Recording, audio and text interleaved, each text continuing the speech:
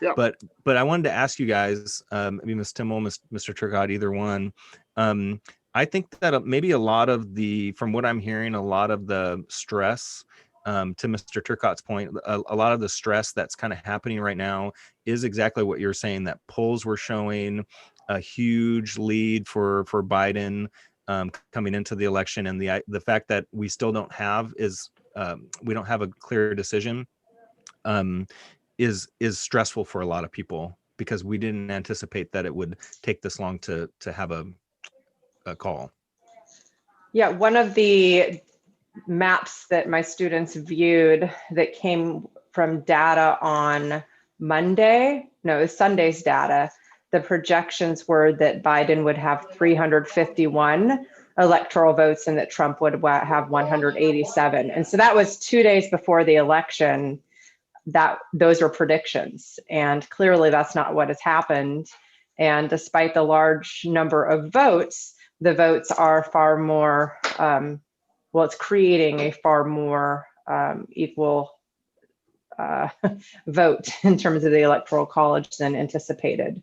And yes, that was 2 days before the election. It was projected essentially a Biden blowout, but it is definitely not shaping up to be that way. And I'm just curious too, because I think there's a lot of talk right now about how, like, we need to keep counting the ballots. And then there's also talk of like, we need to stop counting the ballots. And can you guys talk a little bit about like how an election works and the ballots and when they should be counted, when they shouldn't be counted? Yeah. And Phil hasn't had a chance to chime in much, so I don't want him to please add to anything. It's not that we're experts here. I'm just a guy with, a bag of potato chips and a TV watching this. So, who am I? That made two of us on Tuesday night. Yeah. And it's fascinating to watch. You're also a certificated teacher that teaches young minds history, though. So you are definitely. I'm just a garden variety certificated teacher. But yes. Yeah. So anyway, and I'm old. I've been around, been around a long time, so seen a lot of elections. And there's a huge, there's a long history with to your question about what should count, how they count. Is there cheating? Is there corruption? Let's be honest. First off, the presidency is the most sought after position in our government. You're the leader of the free world. You are really, in many ways, the visible representative of the most powerful country in the world. And it is a big deal. And you can veto the veto power alone. Oh, and just you're the president of the United States. You're the president. You are in an unbelievably prestigious position, and it's a big deal. So there's tremendous amount of money and involved and influence. And you talk about it's been on TV for 3 days because you have so much invested in who wins this election. So,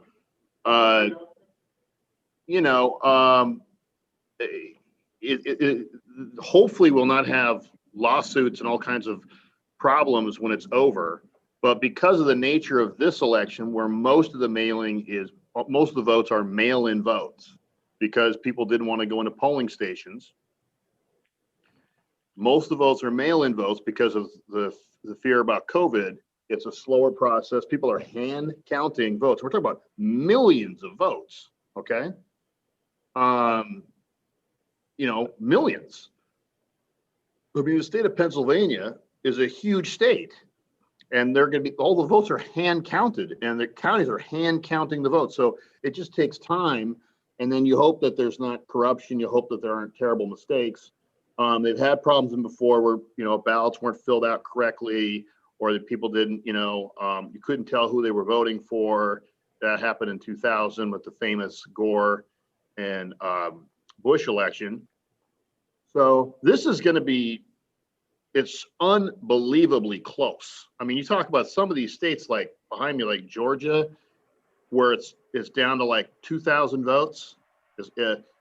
Pennsylvania's really, really close. Even Nevada's Wisconsin, a couple. So it's right. Yeah.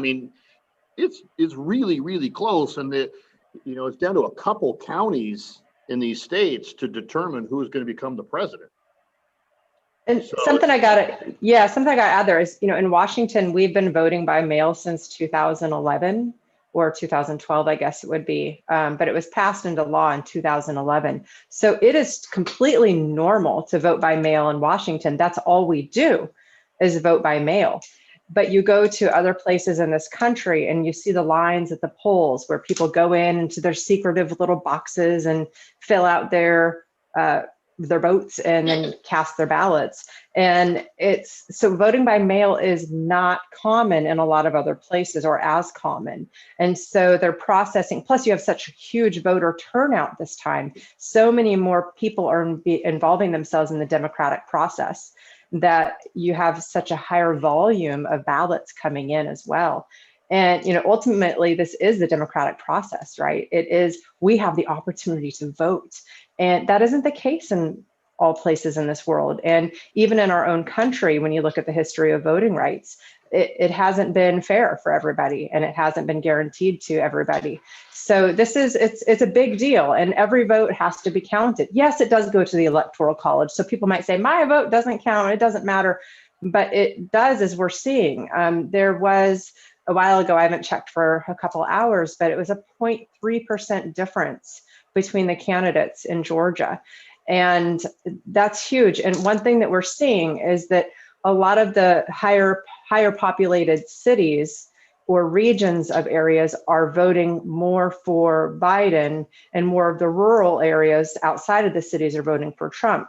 And so when you have a lot of these votes that are coming in right now that they're counting are from the more populated areas that had a lot more votes come in at the last minute, not even the last minute, they're postmarked and submitted by election day. That's the law. And so those votes, they have to be counted. And that's the democratic process at work.